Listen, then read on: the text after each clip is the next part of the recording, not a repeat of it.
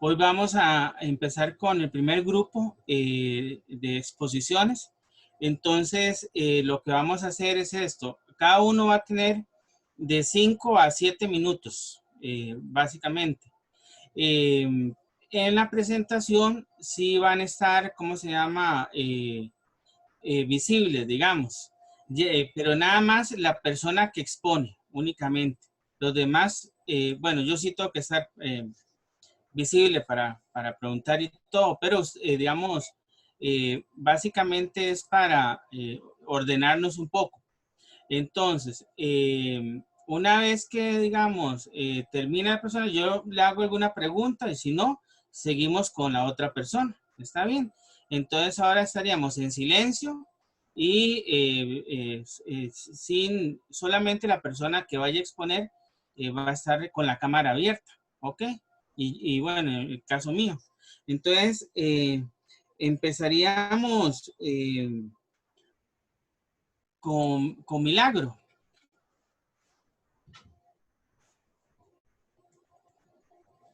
Entonces yo, profe, ¿me escucha bien?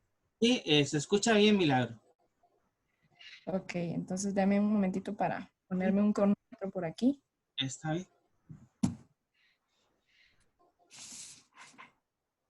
A ver.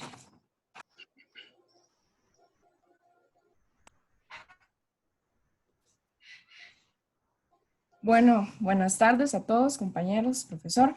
Yo les voy a hablar un poco sobre lo que es el marco jurídico y protección de la Reserva Gandoca Manzanillo. Primero, como hipótesis, yo planteé que la Reserva Natural de Vida Silvestre Gandoca Manzanillo se encuentra totalmente regulada y protegida por la legislación costarricense. Como problema, bueno, se encuentra la legislación costarricense cumpliendo una función dualista y recíproca de conservación y protección con la Reserva Natural de Vida Silvestre Gandoca Manzanillo como objetivo general. Bueno, era básicamente analizar de manera puntual desde el origen hasta la condición actual por todos los procesos que ha pasado esta reserva y también como punto principal a ver si existe regulación y normativa que la protege.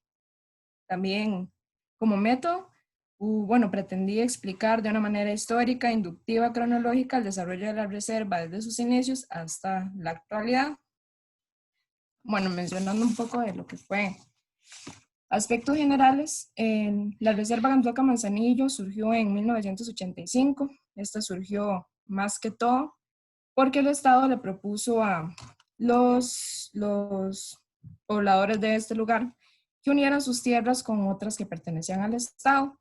Esto para crear, bueno, una zona donde se tutelaran todas las riquezas ambientales que existían, por ejemplo, los bosques, los humedales, los manglares, y todo esto iba a estar bajo la tutela del Estado. Bueno, además de toda esta riqueza natural que se menciona, siempre existe otra cara de la moneda, y así fue como lo titulé en el trabajo.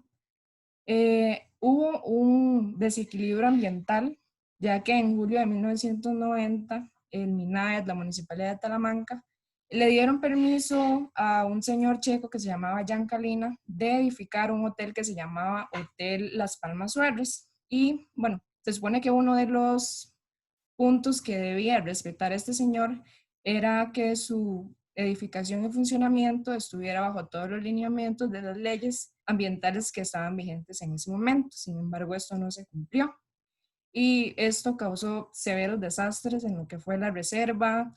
Él rellenó humedales, lastreó, dragó, movió todos los mojones que delimitaban la zona pública y la zona restringida. Incluso el hotel estaba construido en zona restringida. Entonces fue aspectos muy, bueno, afectaron muchísimo a esta zona. También mencionar que algunas instituciones implicadas con esta zona son el MINAE, el SINAC, la Municipalidad de Talamanca, el Instituto Costarricense de Turismo, el Ministerio de Agricultura y Ganadería, entre otras. Ahora mencionar aspectos importantes de lo que es la normativa. Bueno, primero está el decreto ejecutivo de la creación del Refugio Nacional de Vida Silvestre en Gandoca Manzanillo. Esta expone más que todo los aspectos limítrofes, los aspectos generales de lo que es esta reserva, la Ley de Conservación de Vida Silvestre, Esta establece regulaciones sobre la vida silvestre, ¿verdad? Valga la redundancia. La Ley Orgánica del Ambiente, bueno, en esta se expone también, importante, que todas las áreas protegidas que estén bajo la tutela del Estado son, bueno, inalienables y todos estos aspectos que hemos visto anteriormente. La Ley de Biodiversidad, esta expone cómo debe actuar el SINAC con estas áreas. La Ley de Zona Marítimo Terrestre, esta es una ley muy importante para lo que viene siendo este tema, ya que, bueno, más que todo se abarcó puntos importantes que tenían que ver con el amojonamiento que tenían estas zonas y todo el desastre natural que causó estas construcciones y otras hoteles y casas que se apropian de terrenos que no corresponden. El plan de manejo para el Refugio Nacional de Vida Silvestre Gandoca Manzanillo, este es un punto muy importante, ya que a pesar de que se dio muchos años después, esta reserva se regula o está protegida por este plan. Este plan está muy completo, regula muchísimos aspectos de su protección, su desarrollo, entonces eso es un punto a favor. También se toma en cuenta la ley de reconocimiento de los derechos de los habitantes del Caribe Sur, ya que en esta zona hubo un pequeño conflicto de que los habitantes no eran como los legítimos dueños de sus tierras, por así decirlo, ya que eso es una reserva natural. Entonces esta ley se dio más que todo para excluir la zona 1 de la reserva, ya que está dividida en 8 zonas, se excluyó esta zona para que sus habitantes pudieran ejercer su, por así decirlo, ser los dueños ya legales de sus propiedades. Mencionar también algunas asociaciones que están involucradas con el cuidado de esta reserva.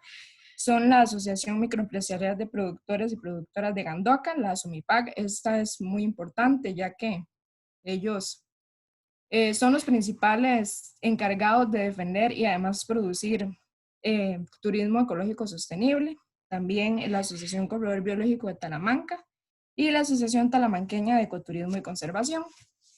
Para finalizar, las conclusiones a las que llegué fueron que, bueno, respondiendo a mi problema de investigación, se puede diferir que la legislación costarricense sí cumple una función dualista, y a dualista me refiero a que sí existe esta normativa que desea proteger estas zonas protegidas, valga la redundancia de nuevo.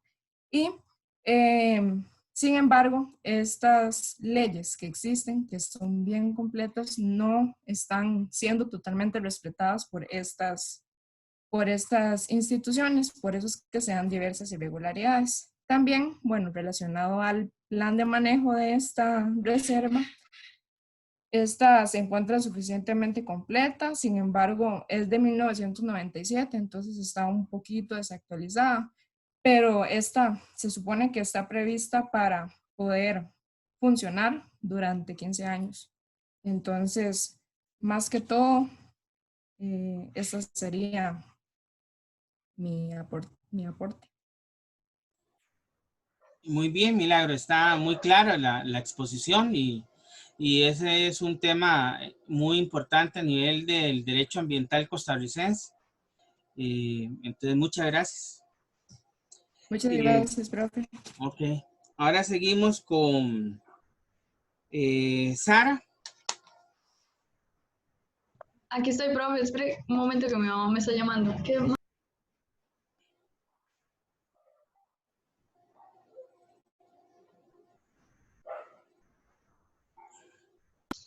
Bueno, buenas tardes. Ya activo la cámara.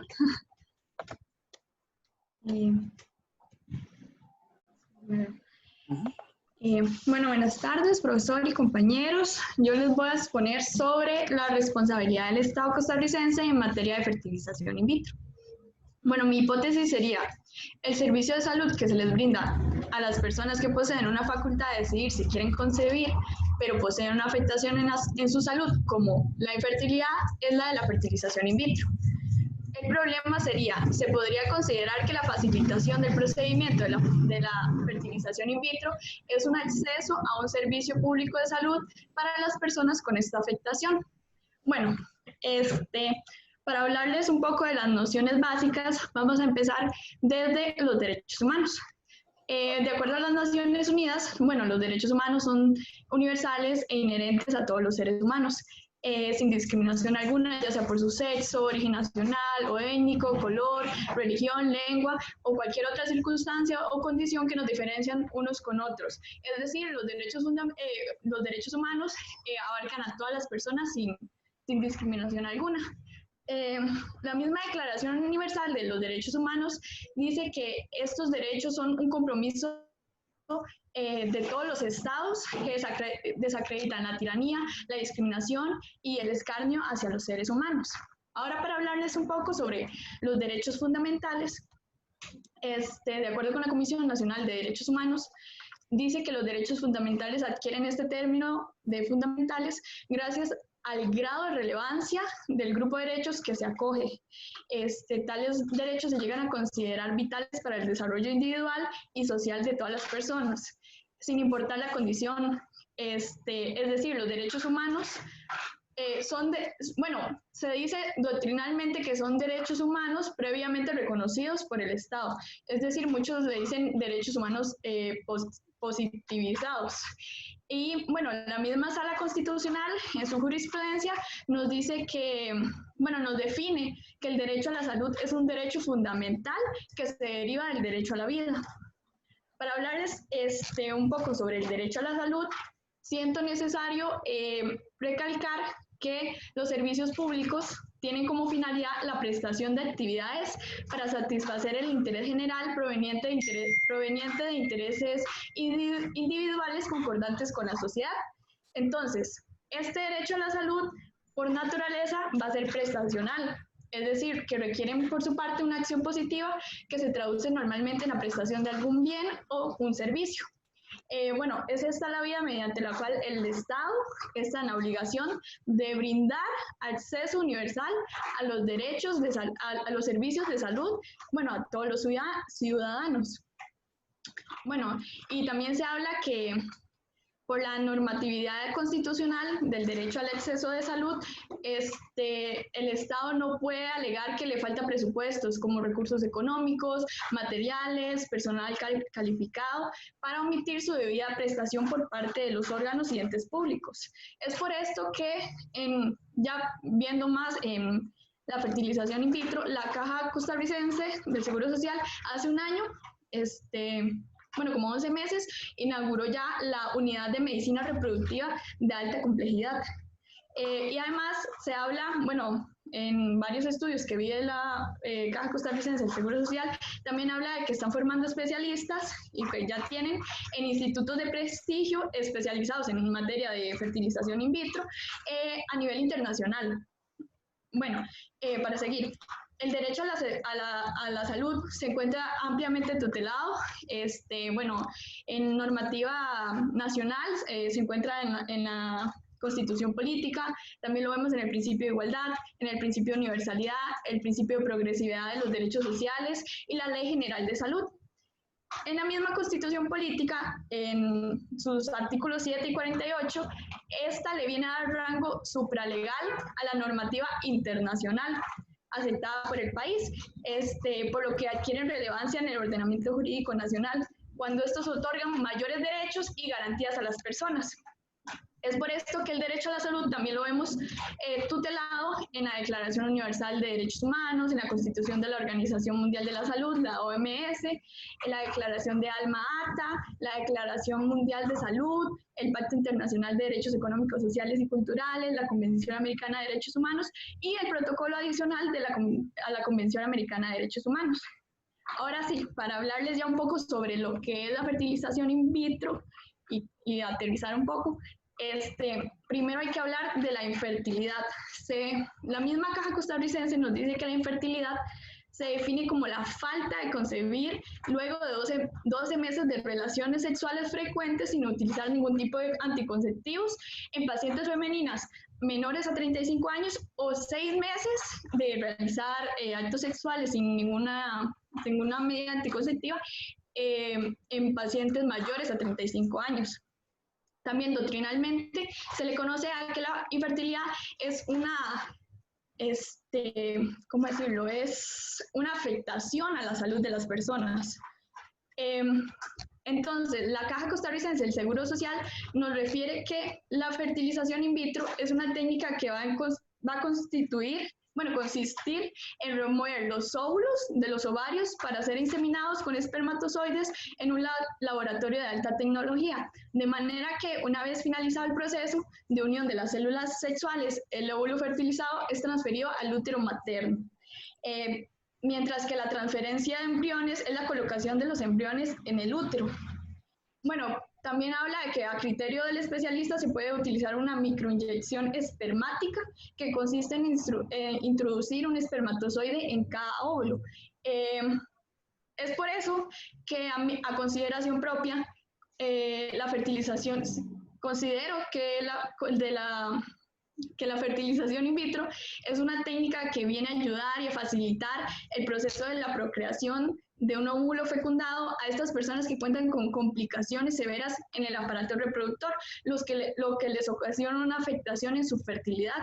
Siento que esta afectación ya los imposibilita de ejercer su derecho y su libertad de ser padres, debido a que la fertilización in vitro, según la misma Caja Costarricense del Seguro Social, es la última alternativa de tratamiento a esta afectación de salud a ciertas personas, que es la infertilidad. Sobre mis conclusiones, ay, profe, es que puedo ir rápido para que no me diga que ya.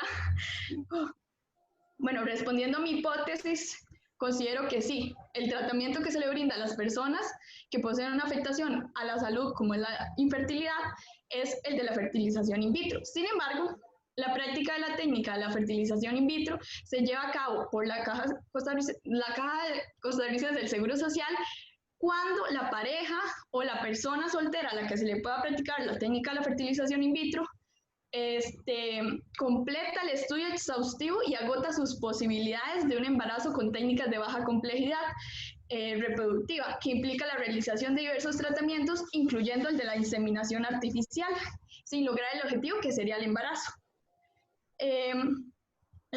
Y considero que la infertilidad, al ser definida como una afectación a la salud, le sobrepone la responsabilidad al Estado para brindar un servicio público de salud a estas personas que la padecen. Esto porque el derecho a la salud, al ser un derecho humano y fundamental de carácter prestacional, cumple con una función de herramienta para la obtención y la exigencia de manera nacional e internacional de la igualdad y la libertad, las cuales tienen por base el reconocimiento de la dignidad intrínseca. Listo. Bien. No, está muy bien el tiempo y todo. Está muy clara la exposición. Muchas gracias, Sara. Gracias, profe. Okay. Seguimos con Gilbert Jiménez.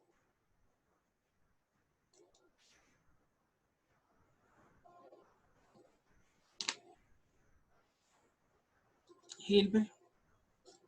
Eso, Gilbert. ¿Qué, profe? ¿Cómo está? Bien, Gilbert. ¿Todo bien? Bien, por dicha. Bueno, se me dice cuando puedo empezar, profe. Ya, puede empezar. Bueno, buenas tardes, compañeros y profesor. El tema que a mí me correspondió es con respecto a lo que son el Tribunal Administrativo de Servicio Civil y el Tribunal de Servicio Civil. Primeramente aclarar que el énfasis o el enfoque que yo le doy a esta investigación es con respecto a una de las atribuciones que tienen estos tribunales, que es la gestión de despido de los funcionarios públicos. Bueno, ahora sí, con lo que son los aspectos metodológicos más importantes, empezamos por la hipótesis. Que yo planteo que en Costa Rica el proceso de despido de un empleado público no es un trámite sencillo, ya que existen muchas maneras para obstaculizarlo, motivo por el cual resulta ser un proceso sumamente extenso y llegando a ser ineficaz. Seguidamente vamos con lo que es el problema de la investigación, que yo lo planteo a manera de pregunta. Un segundo, lo tengo por aquí, perdón. Y es si debe reformarse la regulación nacional sobre la gestión de despido de funcionarios públicos que existe actualmente. Seguidamente, en el objetivo general, tenemos que examinar las funciones que cumplen y desempeñan los tribunales administrativos de servicio civil y tribunal de servicio civil en relación al despido de un funcionario público. Ahora sí, con lo que es el cuerpo de la investigación, antes de empezar a hablar de esos tribunales, tenemos que hablar de algo que, digamos, que está por encima de ellos, que es el régimen de servicio civil. El régimen de servicio civil va a ser un sistema jurídico-administrativo que se crea con el fin de regular el acceso, el ejercicio de los cargos de la función pública. Esto en procura de buscar una relación digamos que entre profesional y eficiente, entre lo que es el servidor y la administración pública. Este régimen de servicio civil cuenta con lo que son varias instituciones. Principalmente se puede hablar de la Dirección General de Servicio Civil y el Tribunal de Servicio Civil. La Dirección General de Servicio Civil es una institución que se encarga de dirigir y administrar la aplicación del Estatuto de Servicio Civil en diferentes instituciones. Después, lo que es el Tribunal de Servicio Civil es un órgano encargado de resolver los distintos conflictos y reclamos surgidos entre los funcionarios y el Estado, tales como despidos, que es en el caso que yo centro esa investigación, después reclamaciones contra disposiciones de la Dirección General de Servicio Civil. Bueno, esto no es importante. Ahora sí, el Tribunal de Servicio Civil es un órgano público administrativo con independencia funcional y de criterio. En Costa Rica, esta tiene, bueno, las atribuciones de conocer en primera instancia lo que son los casos de despido, además de las reclamaciones de quejosos que le presentan a las disposiciones o resoluciones de la Dirección General de Servicio Civil. Bueno, no, ahora podemos pasar con lo que es el Tribunal Administrativo de Servicio Civil, para ir un poco rápido, porque creo que se me va a acabar el tiempo. A ver.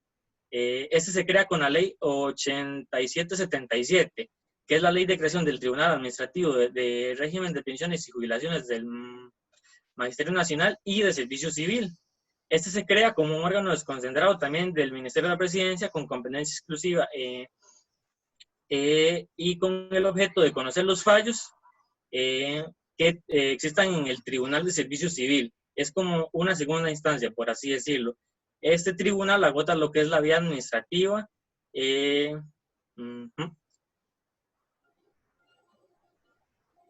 Bueno, como ya mencionamos, tiene por objeto regular la organización o el funcionamiento del Tribunal Administrativo de Servicio Civil. Las competencias, bueno, son las que ya anteriormente mencioné, que era conocer los trámites que eran reclamados en el Tribunal Administrativo de Servicio Civil. Entonces, bueno, para llegar un poco a lo que yo planteaba en la hipótesis, es sobre la ineficiencia que existe al despedir un empleado público.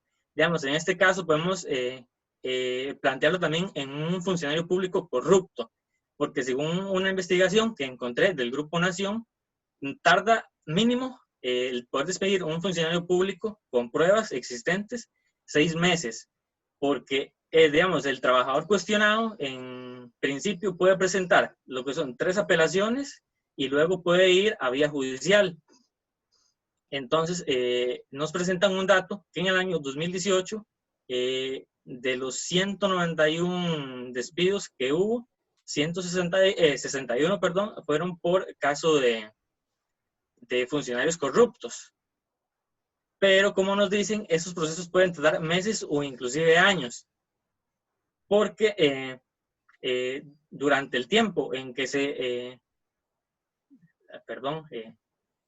durante todo el tiempo que se tramite, por ejemplo, cuando inicia en el Tribunal de Servicio Civil y después la reclamación llega a lo que es el Tribunal Administrativo de Servicio Civil, a veces llegan como a una dualidad de funciones, porque muchas veces el Tribunal Administrativo de Servicio Civil repite mucho los procedimientos que existen en el tribunal anterior. Entonces, eso conlleva a que el proceso sea sumamente lento y engorroso. Entonces, lo que complica la decisión de poder despedir a un funcionario público corrupto. Si bien es cierto, este proceso no se puede hacer sumamente rápido porque estamos hablando de lo que es un proceso de despido. O sea, le estaríamos posiblemente pudiendo quitar la fuente de empleo y de alimentos a lo que es una persona que podría ser inocente. Entonces, estamos entre eso, entre lo que es el funcionario público corrupto y el despedir sin más ni menos a una persona que no tuvo problema alguno. Entonces ya, para aterrizar con la conclusión, respecto a la hipótesis, con respecto a la regulación que existe, puede decirse que está bien, pero lo que sí podría cambiarse es esa dualidad de funciones que se cumplen. O sea, unificarlo como en un único proceso, en un único trámite, y no pasar del Tribunal de Servicio Civil al Tribunal Administrativo de Servicio Civil, llegando hasta lo que es, ahí se me fue la palabra, perdón. A la vía judicial. Correcto, ajá. Entonces, bueno, ahí, eso sería mi investigación. Está bien, Gilbert. Perfecto. Muy bien. Listo, profe, gracias. Ok. Seguimos con Camila. Hola, profe, ¿cómo estás? ¿Viene usted, Camila? Bueno, buenas tardes. Mi tema es la independencia judicial y la responsabilidad del Estado juez, analizando el caso de Costa Rica y de Brasil. Como problema, planteé si existe alguna relación entre la independencia judicial y la responsabilidad del Estado juez. Como hipótesis, planteé que sí existe una relación entre ambas. Y como objetivo general, planteé describir los aspectos relevantes y pertinentes respecto a la independencia judicial y la responsabilidad del Estado juez. Primeramente, yo desarrollé algunos apartados referentes a conceptos fundamentales en mi investigación. El primero de ellos es independencia judicial. Este deviene del principio de división de poderes contenido en el artículo 9 de nuestra Constitución. La independencia judicial es un principio que garantiza el buen funcionamiento de la administración de justicia y exige que el juez o el magistrado no esté sometido a voluntad o influencia alguna distinta a la ley. Hay que destacar también que la imparcialidad y la objetividad están relacionados con este principio y el mismo apela a la neutralidad del juez, a la justicia y a la imparcialidad a la hora de resolver los casos que llegan a conocer. La independencia judicial se puede dividir en interna y en externa. La interna es frente a los demás órganos del Poder Judicial, por ejemplo, frente al OIJ o frente al Ministerio Público concentrado en la figura del fiscal. También es frente a las partes en los procesos y frente a sus preferencias, prejuicios, entre otras. La externa es frente a los demás poderes del Estado, frente a los medios de comunicación, frente al conglomerado social o la opinión pública. Otro concepto importante es responsabilidad del Estado juez. Esta resulta ser la que tiene como origen las actuaciones u omisiones en las cuales incurren los jueces a la hora de resolver casos o de imponer medidas cautelares. Es la que resulta la función jurisdiccional propiamente dicha y es el deber de resarcir o de responder por los daños causados a los imputados. Asimismo, deviene de la ausencia del deber de soportar por parte de estos imputados las penas o medidas cautelares impuestas. Este tipo de responsabilidad puede surgir de dos posibilidades, del error judicial y de la imposición de medidas cautelares. En cuanto a la indemnización por error judicial, esta se regula en el artículo 419 del Código Procesal Penal. Allí se especifica que la reparación civil por error judicial se da cuando a causa de la revisión de un proceso, es decir, de una sentencia, se reconozca que el imputado cumplió una pena que no debía cumplir o cumplió una mayor o una más grave. Si se determina que efectivamente existe error judicial, el tribunal lo que hace es ordenar al Estado, a cargo del Estado, una indemnización, pero si los jueces si los jueces que dictaron esa sentencia actuaron de forma arbitraria o con culpa grave, serán solidariamente responsables con el Estado. Existen tres requisitos para este tipo de indemnización. El primero es que exista reconocimiento del error judicial. El segundo es que el sentenciado haya cumplido parte de una pena que en realidad no debió cumplir o cumplió una mayor o una más grave. Y el tercero es que exista ausencia de culpa a la víctima para producir el error. La otra posibilidad es la imposición de medida cautelar. Esta se regula en el artículo 271 del Código Procesal Penal. Esta consta en que el Estado debe indemnizar a la persona que fue sometida indebidamente a una medida cautelar, por ejemplo, a prisión preventiva, de forma arbitraria con culpa grave. El juez aquí es solidariamente responsable con el Estado. Sin embargo, el Estado es el único responsable cuando concurren tres requisitos: que la persona haya soportado prisión preventiva, que haya sido sobreseída o absuelta y que exista plena demostración de inocencia. Este último requisito es como el problemático de estos tres, porque, por ejemplo, yo analicé una sentencia en la que un señor fue sometido a 5 días de prisión preventiva y allanaron su casa porque era sospechoso el homicidio de uno de sus vecinos. Esta persona no fue condenada e interpuso una demanda contra el Estado pidiendo indemnización por ese sometimiento a prisión preventiva y por el allanamiento. El problema fue que esta persona fue sobreseída por falta de suficientes pruebas, es decir, había duda. Por esa razón no había plena demostración de inocencia y de allí que se le denegara la indemnización. Siguiendo con lo que desarrollé en mi investigación, también hice un estudio sobre la normativa referente tanto a la independencia judicial como a la responsabilidad del Estado juez. Abarqué la Ley Orgánica del Poder Judicial, el Código Penal, el Código Procesal Penal, la Declaración Universal de los Derechos Humanos y la Convención Americana sobre Derechos Humanos. También hice un análisis de derecho comparado entre la Constitución de Costa Rica y la Constitución Política de la República Federativa de Brasil. Por otra parte, también realicé un estudio sobre una sentencia del Tribunal Contencioso Administrativo, que fue esta que mencioné antes del señor sometido a prisión preventiva, y sobre algunas noticias referentes al tema propiamente de la corrupción en Brasil, ya que la corrupción es un obstáculo tanto para la imparcialidad como para la objetividad en el actuar de los jueces. Por último, analicé el tema propiamente de la corrupción en ambos países, con base principalmente en un índice de percepción de corrupción del año 2018 y en un informe global de la corrupción del 2007. Propiamente, en cuanto a mis conclusiones y de las obtenidas del estudio de derecho comparado, tanto la Constitución Política de Brasil como la de Costa Rica contienen aspectos y derechos referentes tanto a la independencia judicial como a la responsabilidad del Estado juez. Pero cabe destacar que el cuerpo constitucional de Brasil contiene una regulación más específica en cuanto al tema de la responsabilidad del Estado juez. Esto porque prevé de forma explícita preceptos referentes a la independencia, a la indemnización por error judicial y por imposición de prisión preventiva. En cuanto a la independencia del Poder Judicial, ambas constituciones poseen regulaciones similares, ya que el artículo 9 de nuestra Constitución es similar al artículo 2 de la Constitución Política de Brasil. Sin embargo, en la Constitución de Brasil hace referencia a la armonía entre los tres poderes y en nuestra Constitución no se hace esa referencia. Ahora bien, propiamente respondiendo al problema y afirmando la hipótesis planteada, considero que sí existe una relación entre la independencia judicial y la responsabilidad del Estado juez. La actividad jurisdiccional desempeñada por el Poder Judicial tiene que ser transparente, regida por el principio de legalidad, en la igualdad, objetividad e imparcialidad, y ello se logra con la independencia judicial. Si estos principios imperan en la labor jurisdiccional, la responsabilidad del Estado juez por acciones arbitrarias a la hora de aplicar medidas cautelares o imponer penas sería disminuida. Eso sería, profe. Muy bien, muy clara y muy interesante el tema de Brasil, ¿verdad?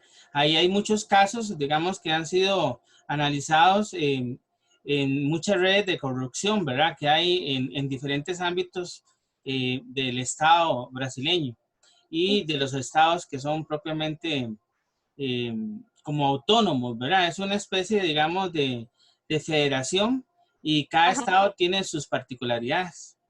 Sí, muy bien, muchas gracias, Camila. Excelente. Sí, profe. Ok. Nazaret. Sí, profe. Sí. Bueno, buenas tardes, profesor y compañeros. A mí me tocó el tema de la responsabilidad del Estado legislador. Hice un estudio comparativo entre Costa Rica y Colombia, específicamente respecto a la responsabilidad que tiene el órgano legislativo. Mi problema básicamente radicaba en que sí era responsable el Estado legislador costarricense frente a la generación de daños a terceros por la aprobación y legislación de leyes, y la hipótesis es que efectivamente es responsable. El objetivo general es analizar la ejecución de leyes conforme a la responsabilidad del Estado legislador frente a daños a terceros, así como la comparación de legislaciones colombianas y costarricenses respecto al tema para la generación de jurisprudencia. Ahora, antes de iniciar el tema, yo inicié con una delimitación de lo que sería la responsabilidad objetiva estatal, ¿verdad? Que como lo vimos en clase, la responsabilidad objetiva estatal se radica básicamente que el Estado tiene que responder por los daños generados a las personas, ¿verdad? A los ciudadanos, ya sea por sus actuaciones legales o ilegales o por la falta de esto. Para esto hay tres tipos fundamentales de responsabilidad que se generan dentro del Estado, y es la responsabilidad del Estado legislador, que es la del órgano que emite el acto legislativo; la del Estado administrativo, que es propia de los entes administrativos que causan un daño o perjuicio; y la del Estado juez, que es la que acaba de exponer la compañera Camila. Específicamente del Estado legislador se habla de haciendo referencia a todo órgano encargado de la formación y promulgación de leyes en los países, las cuales deben ser siempre conforme a derecho. En Costa Rica, la Asamblea Legislativa, que cabe destacar es el primer poder de la República, es el encargado de promulgar, reformar, interpretar y derogar leyes, así como generar un control político, así establecido en la Constitución Política. Tenemos que entender que la responsabilidad del Estado legislador, si bien viene de manera explícita, el artículo 194 de la Ley General de la Administración Pública, en el punto 3, que específicamente nos dice que el Estado se va a hacer cargo por las leyes que generan un perjuicio, el Estado legislador como tal no se hace cargo de la ley que emite como tal porque ésta sea válida o inválida, sino por las repercusiones que tiene la aplicación de la ley. ¿Esto qué nos quiere decir? Que básicamente la responsabilidad del Estado legislador tiene que ver con el principio de igualdad de las cargas entre los ciudadanos, ¿verdad? Entonces, la responsabilidad tiene la obligación, o sea, el Estado en este caso va a tener la obligación de reparar los daños causados a particulares por la aplicación específica de actos legislativos de naturaleza no expropiatoria, que son los que suprimen derechos subjetivos o intereses legítimos del administrado, o de leyes, esos son las expropiatorias, o de leyes no expropiatorias, que son por las que por su aplicación y eficacia dañan inmensamente a una pequeña proporción de personas, pero que no le suprimen sus derechos o intereses. Al nosotros aplicar una ley que genera una carga frente a un ciudadano o a un grupo específico de ciudadanos, se está violentando al principio constitucional de igualdad de las cargas públicas estipulado en los artículos 13 y 33, si no me equivoco, de la Constitución Política. Entonces, en este momento que se genera este acto dañoso producto de la ley en la que yo le impongo una carga superior a un ciudadano que a los demás, entonces estaría generando una responsabilidad por parte de la administración, y esta ley puede que no se vuelva inconstitucional, pero en realidad está dañando un derecho estipulado en la Constitución y tiene que revisarse, ¿verdad? Este daño es específico, el daño específico que genera el Estado legislador tiene dos características principales. Primero, que sea normal, que esto es básicamente un criterio cualitativo, que es la intensidad del daño que genere. Por ejemplo, esto nos quiere decir que si una carga pública sobrepasa la tolerancia normal en un ciudadano o un grupo de ciudadanos identificables, se convierte en anormal y el afectado no tiene la obligación de soportar este daño, ¿verdad? Porque el Estado no tiene la potestad para exigirle al ciudadano que soporte estos daños. Y es especial como criterio cuantitativo porque debe afectar o solo a un administrado o a una colectividad o grupo identificable. Esto es básicamente en Costa Rica. Yéndonos a Colombia, el caso podríamos decir que es un poco distinto, sin embargo también la responsabilidad se da por la igualdad de las cargas, pero no se encuentra de manera explícita identificada en la ley. El único artículo que trata en la Constitución Política sobre la responsabilidad estatal es el artículo 99, que dice explícitamente que el Estado va a ser responsable por los daños causados a los ciudadanos, etcétera, etcétera. Parafraseado, ¿verdad? Y la responsabilidad del Estado legislador en este caso se establece cuando el Poder Legislativo genera solo leyes inconstitucionales y que van a ser declaradas como tal por el juez o el tribunal competente, o cuando las leyes por fuera de competencia del funcionario, o sea, que generen leyes que en realidad no están en la competencia del funcionario a quienes van a ser aplicadas, ¿verdad? O que causen perjuicios indebidos a los particulares. No obstante, igual siempre que las leyes descritas, siempre es importante que las leyes descritas, en este caso en el colombiano, digan que tienen la obligación de indemnizar a los particulares afectados y que dicho daño sea especial. En un caso específico en Costa Rica, por ejemplo, esto lo menciono porque un caso específico en Costa Rica, respecto a la aprobación de una ley que prohibía la venta y el comercio de bebidas alcohólicas dentro de los refugios indígenas, ¿verdad? Una persona alegó ante el tribunal y dijo que, o sea, ellos llevaban ya muchos años haciendo esto, que la ley no podía ser retroactiva y que ellos no iban a suspender su actividad. Si bien la Sala Constitucional les dijo que en realidad la ley no les generaba un daño específico a ellos, porque la ley debía ser aplicada, porque la otra población, o sea, la población indígena, estaba en desventaja y era más afectada, no les cierra las posibilidades a ir a alegar ante el Tribunal Contencioso Administrativo ante la jurisdicción a pedir los daños y perjuicios causados por la aprobación de esta ley. En Colombia sí se prohíbe asistir a esto si la ley no dice explícitamente que en caso de que genere daños y perjuicios, tiene la obligación de indemnizar a los particulares afectados, ¿verdad?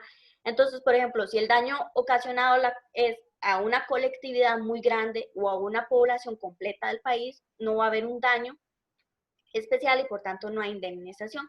Esto es básicamente lo que alega la ley colombiana, ¿verdad? Ahora, como comparación de ambas, básicamente las dos inician a finales del siglo XIX, principios del siglo XX, es que se puede aplicar la responsabilidad objetiva en ambos países. Antes de esto se regulaban, ambos países se regulaban por el principio de king cannot do wrong, digamos, que el príncipe nunca iba a estar mal, entonces no había responsabilidad del Estado. En Costa Rica la responsabilidad estatal del Estado legislador y la responsabilidad estatal se encuentra consagrada en los artículos de la Constitución Política y también se aplica por vía jurisprudencial, ¿verdad?, de la Sala Constitucional específicamente, mientras que en Colombia solo se regula, bueno, y aquí también por la Ley General de la Administración Pública, entre otras leyes, pero aquí en Colombia la responsabilidad estatal se regula exclusivamente en ese artículo 90 de la Constitución Política y en algunas sentencias de la jurisprudencia nacional de allá. Ahora, como conclusiones, la primera es que efectivamente se cumple la hipótesis. ¿Por qué? Porque en Costa Rica sí es responsable el Estado legislador por las leyes, no las que legisla o saca de la corriente legislativa, sino la aplicación de las leyes que ellos sacan de la corriente legislativa. Asimismo, para que exista una responsabilidad del Estado legislador, las leyes deben ser aplicadas primero, puesto que dicha responsabilidad no radica en su validez, sino en el efecto o los daños posibles que pueda causar en los administrados. Solo ahí se puede observar realmente, digamos, si la ley presenta o no responsabilidad por parte de los legisladores. Por eso es importante que los legisladores hagan los estudios previos necesarios, miren estadísticas, etcétera, etcétera, para observar si la ley que van a aplicar va a afectar a un grupo específico. Porque tenemos que entender que esto, por ejemplo, es como cuando se aplica, un ejemplo es cuando se aplica una ley para las personas para cambiarles el tiempo para poder jubilarse. Esto afecta a un grupo específico. Por ejemplo, a quienes ya se van a jubilar. Entonces, son cuestiones que tiene que tener en cuenta la Asamblea antes de sacar una ley de este tipo. Y por último, en Costa Rica la responsabilidad del Estado legislador tiene su principal fundamento en el principio de igualdad de las cargas públicas de los ciudadanos. Esto porque no se le puede imponer a un ciudadano una carga producto de los efectos de la aplicación de una ley que genere desigualdad en él frente a los demás ciudadanos, porque esto implica primero una violación al principio estipulado y por tanto dicha ley sería inconstitucional y genera la indemnización al particular o colectivo identificable. Eso sería. Está muy bien, está muy amplia la explicación. Muchas gracias, Nazaret. Gracias, profe. Ok. Seguimos con Denise Morera.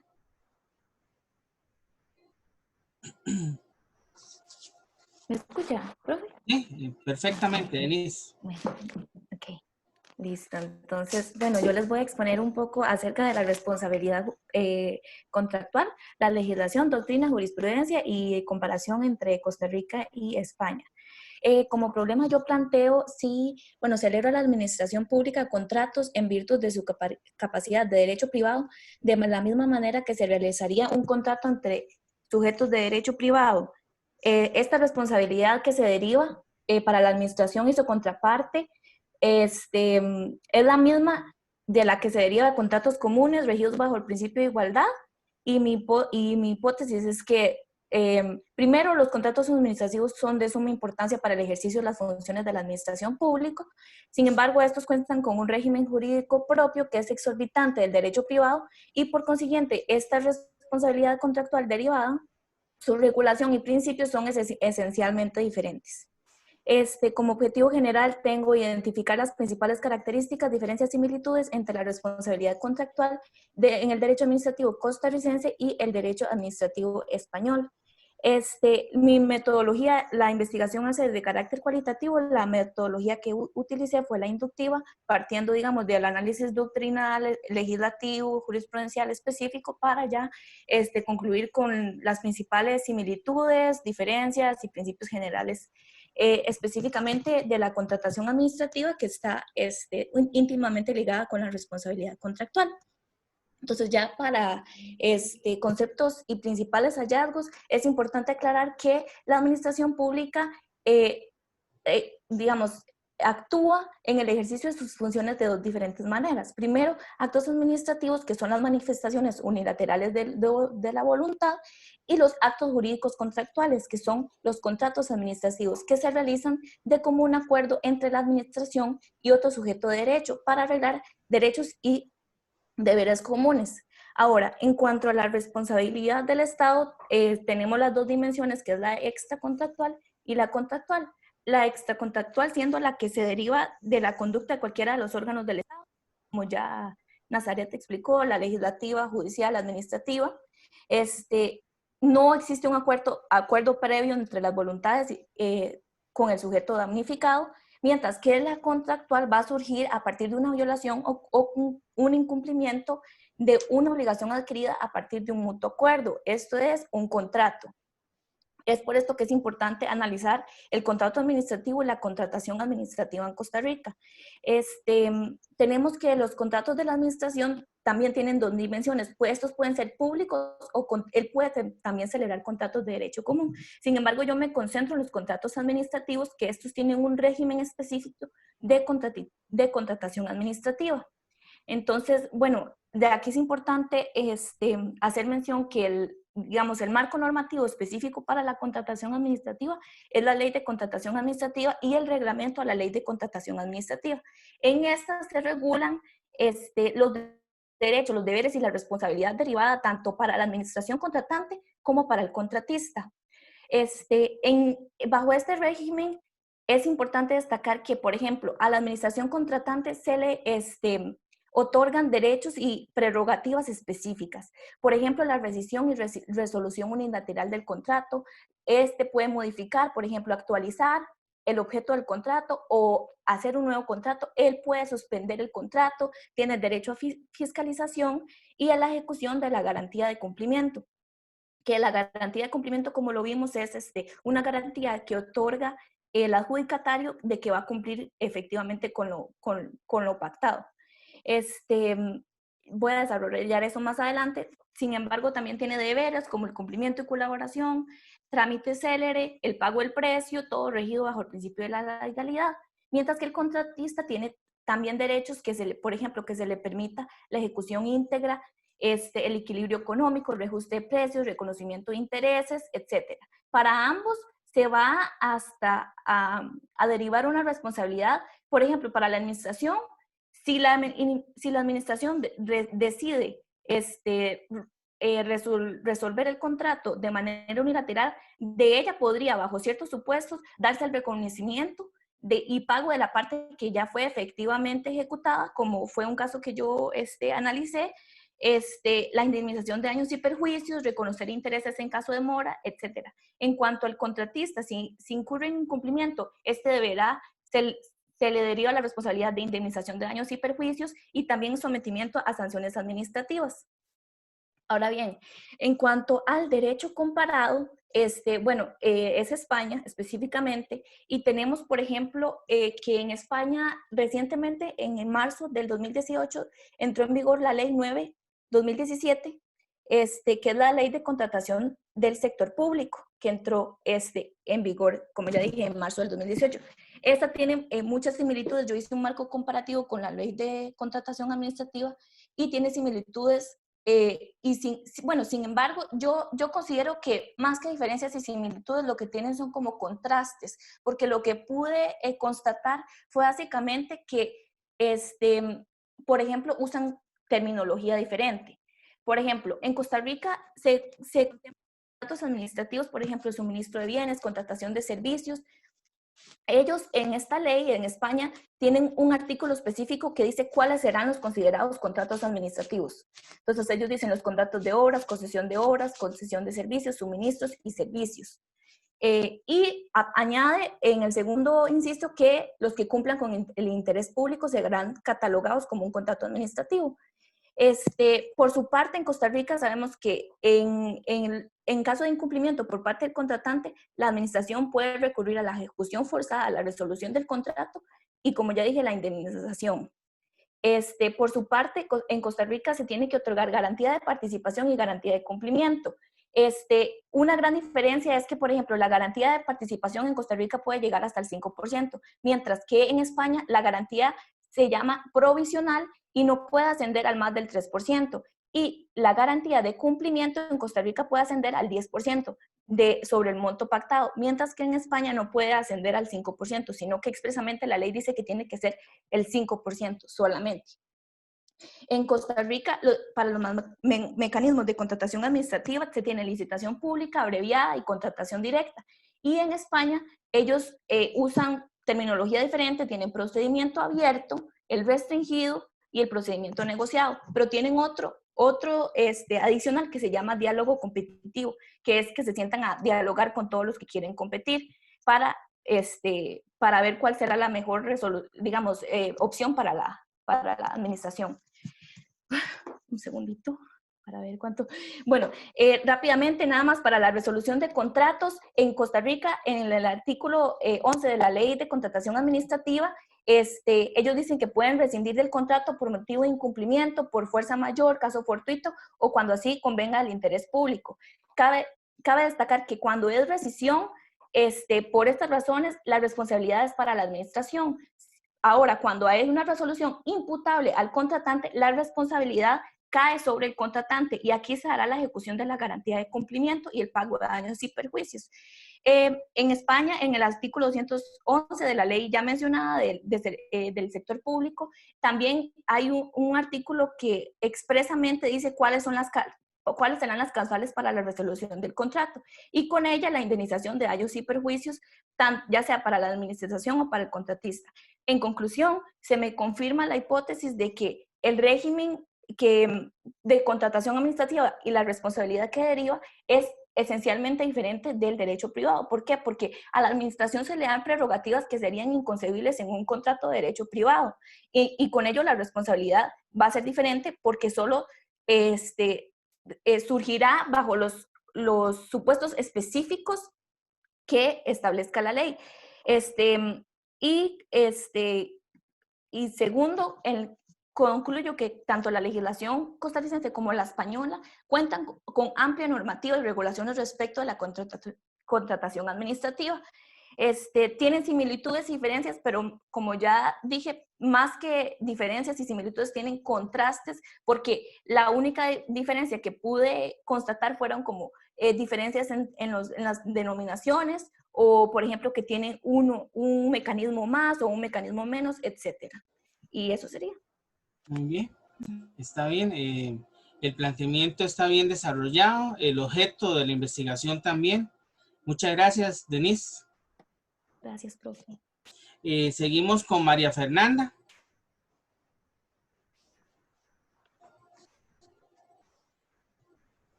Hola, buenas tardes. Buenas tardes, María Fernanda. Bueno, mi tema corresponde a la responsabilidad por acto administrativo en Costa Rica y en el derecho francés. Mi hipótesis es que la responsabilidad por acto administrativo en el derecho costarricense responde a las mismas características, causas y consecuencias que se dan en el contexto del derecho francés. Mi problema es la responsabilidad por acto administrativo en Costa Rica, una identidad del acto administrativo en Francia, y mi objetivo general es exponer los contextos político-jurídicos de Francia y de Costa Rica que enmarcan la responsabilidad, el acto administrativo y la responsabilidad que se derivan del mismo. La metodología empleada consiste en el método histórico, bibliográfico y comparativo. Ahora bien, entre los conceptos y rasgos más importantes de mi investigación está la Revolución Francesa, que esta da fin al antiguo régimen y constituye la base del actual Estado de Derecho, incoándose lo que se conoce como edad contemporánea, consagrando la libertad y la igualdad ante la ley de todas las personas. Entonces esto lo que hace es dar un desarrollo bastante amplio en el derecho constitucional y en el derecho administrativo.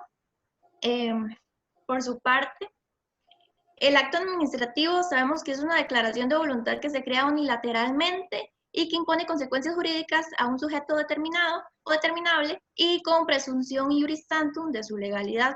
Además, no se puede hablar de un acto administrativo que no persiga un fin público. Además, que el acto administrativo es diferente al hecho administrativo y el autor que lo explica muy bien es Roberto Dromi. Es importante destacar que el acto administrativo como tal nace o surge en la Revolución Francesa, porque antes de este acontecimiento histórico se hablaba de actos del rey, de actos de la corona o actos del fisco. En cuanto al daño, El daño es una lesión, menoscabo, mengua o agravio de un derecho subjetivo que genera responsabilidad. Entonces tenemos que en Costa Rica la promulgación de la Ley General de Administración Pública viene a solventar el vacío que existía para poder demandar la responsabilidad del Estado en sede jurisdiccional. Entonces, la norma introduce el concepto de responsabilidad objetiva del Estado, es decir, aquella que no exime la actuación del funcionario en cuanto a los extremos de su culpabilidad, sino que hace descansar la responsabilidad en la mera constatación del daño. Y el mismo se ha producido, bueno, y que el mismo se haya producido por la administración. Esto está básicamente en el artículo 190 de la Ley General. En cuanto a la responsabilidad, esto se define como el deber de resarcir, subsanar o reparar un daño. Entonces, así, cuando tenemos estos conceptos, el acto administrativo, la responsabilidad y el daño, que podemos hablar de la responsabilidad administrativa, la cual es la obligación o deber de la administración pública de indemnizar aquellas lesiones causadas por una acción u omisión antijurídica realizada por sus servidores o por sus funcionarios con motivo de sus actos de servicio público.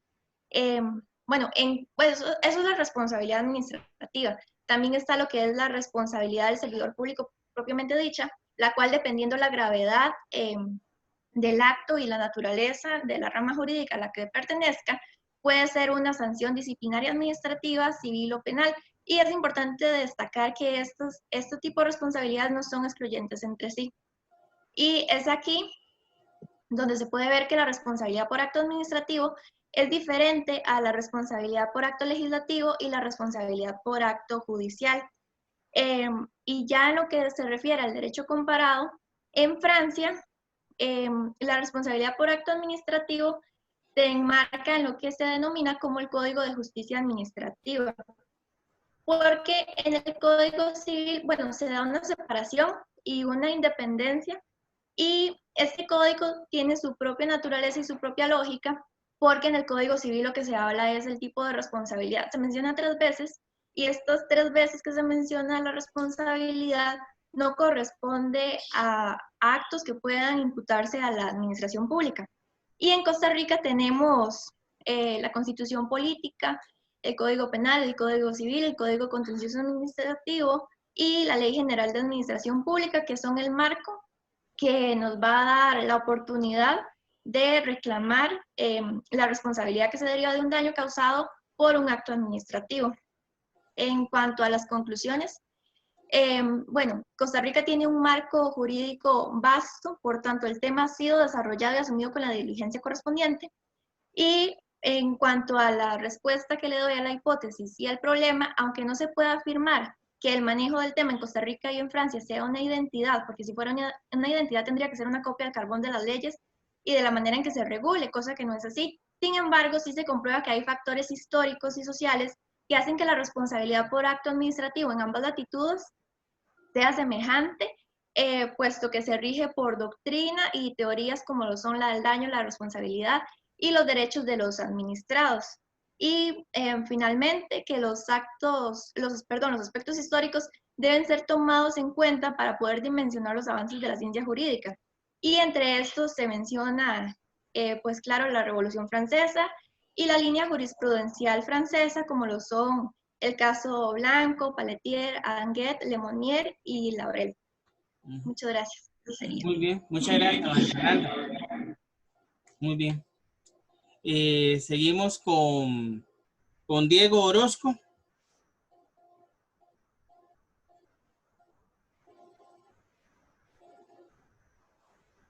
Hola, buenas tardes, profe.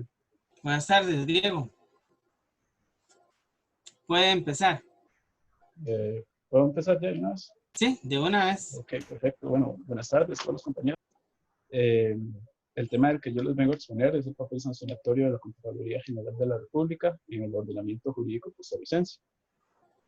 Yo partí de la hipótesis de que, sin duda alguna, la función sancionadora que ejerce la Contraloría General de la República es una de las más importantes y cruciales para el Estado mismo, ya que ella es la encargada de vigilar que los fondos públicos, llamémosles a estos hacienda pública, otorgados por diversas instituciones estatales, como lo son las empresas públicas, hablando por ejemplo del ICE o de COPE, fondos públicos administrados por privados, instituciones autónomas, por ejemplo las universidades estatales, como sería la UCR, la Caja Costarricense del Seguro Social y municipalidades. Entonces, al poseer absoluta independencia funcional y administrativa para el ejercicio de sus funciones, considero que la misma tiene un campo de acción mayoritario.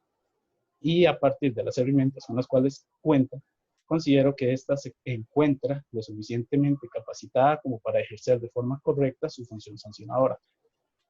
Mi problema se basa en la siguiente pregunta. ¿Es suficiente la Contraloría General de la República, mediante la potestad sancionatoria, para liberar la lucha contra la corrupción y la promoción de los principios de transparencia y rendición de cuentas en la función política?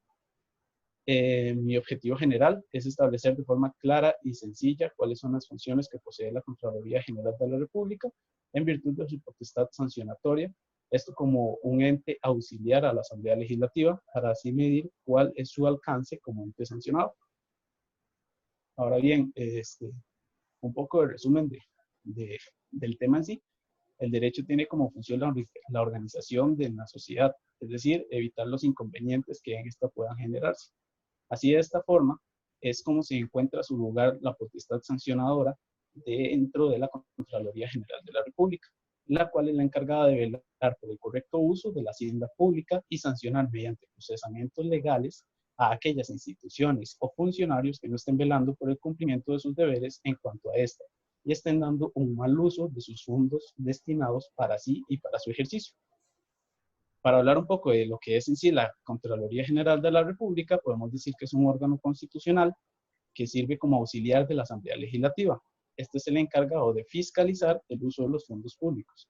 Esto con el objetivo de mejorar la gestión de la hacienda pública y así con ello contribuir al control político y ciudadano.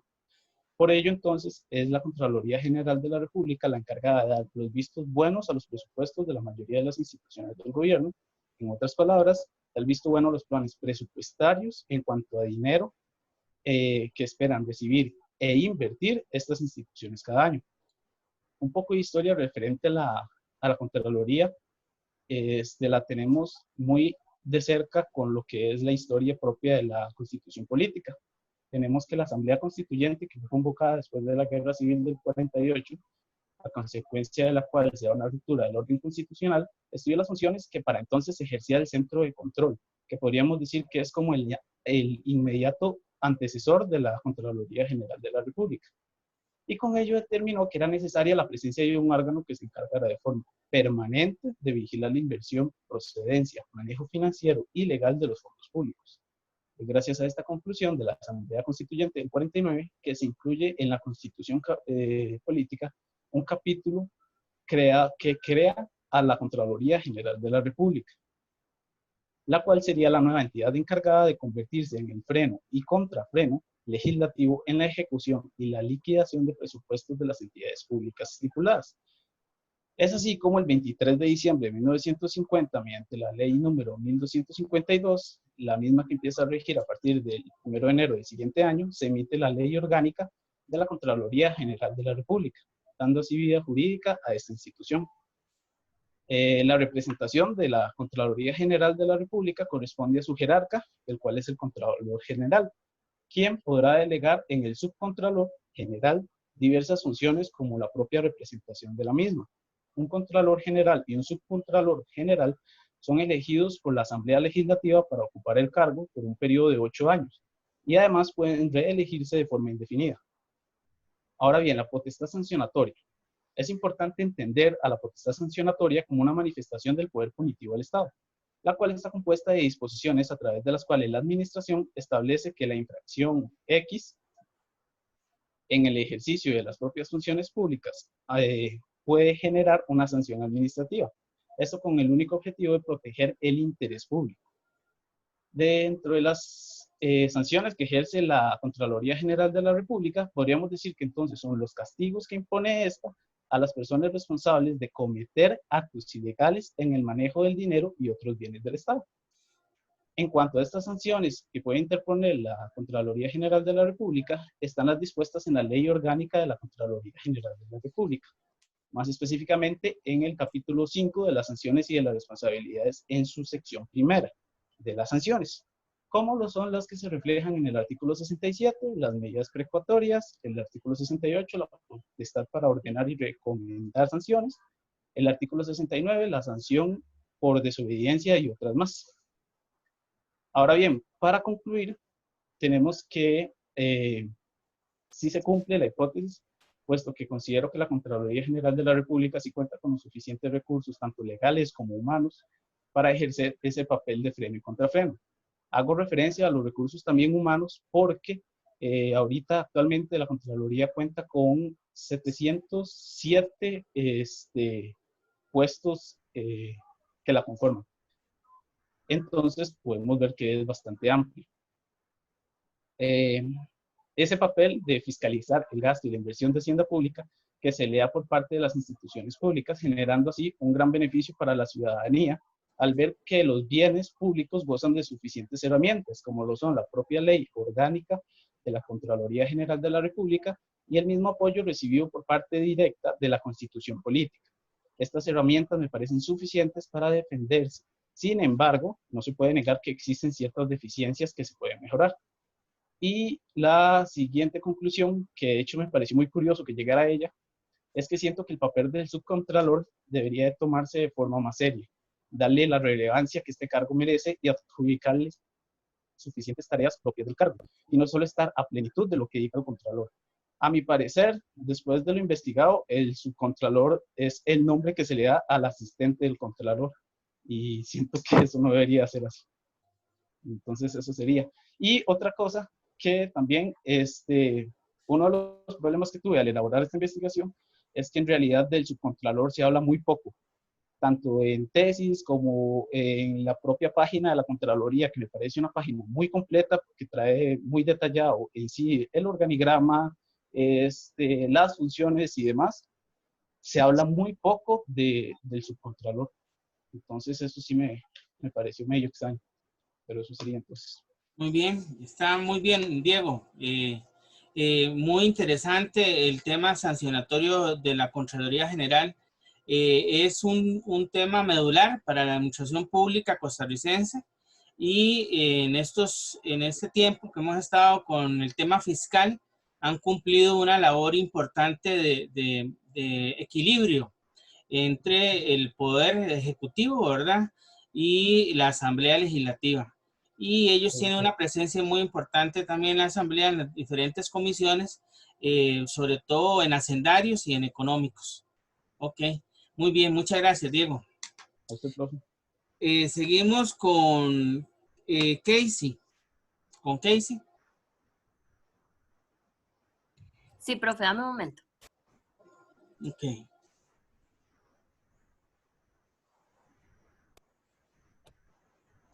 Listo, ¿me escuchan? Sí, muy bien, Casey. Buenas tardes a todos. Con respecto a mi investigación, abarco lo que sería el impacto ambiental que se genera en el tema de la contratación administrativa y genero un estudio de jurisprudencia, doctrina y normativa, además de un análisis de derecho comparado realizado con Guatemala, que ya les voy a conversar por qué escogí este país. Bueno, en general, con respecto al problema, sería si cuenta Costa Rica con un marco jurídico adecuado y órganos competentes para regular este impacto ambiental en lo que sería la materia de contratación administrativa. Y en la hipótesis planteo que sí posee Costa Rica una tutela efectiva y órganos que se encargan de mitigar el impacto ambiental en esta temática, asegurando el derecho a un ambiente sano que poseen todas las personas. El objetivo general sería, examinar el fundamento jurídico, órganos competentes, supuestos y estructuras del impacto ambiental en materia de contratación administrativa mediante el estudio de jurisprudencia y doctrina sobre esta temática y, el análisis de derecho comparado que les mencioné, con la finalidad de comprender el papel que desempeña la administración en esta temática. Les cuento un poco con respecto a los estudios de impacto ambiental. Básicamente son los análisis previos que se hacen antes de iniciar el tema de contratación administrativa. Puede ser en obras, puede ser en compra de materiales, los diferentes ámbitos de contratación administrativa que existen, que en realidad no voy a profundizar mucho porque ya más o menos los manejamos. Entonces, ¿qué sucede en estos casos? La administración, cuando analiza las ofertas de las diferentes empresas, debe también tomar en cuenta el factor ambiental.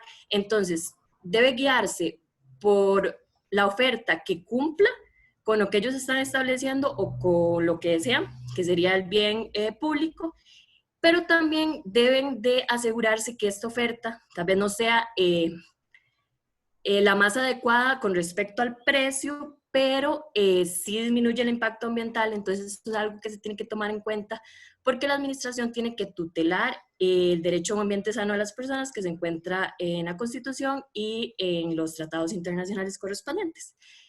Con respecto al estudio del impacto ambiental en Guatemala, me pareció muy interesante porque este país, bueno, posee las leyes de contratación administrativa igual que acá, la ley de protección al ambiente, pero ellos generan una ley de educación ambiental y este es un tema que creo que es muy importante porque se centran en el desarrollo sostenible, pero también lo que buscan es educar a las futuras generaciones para que ya sea algo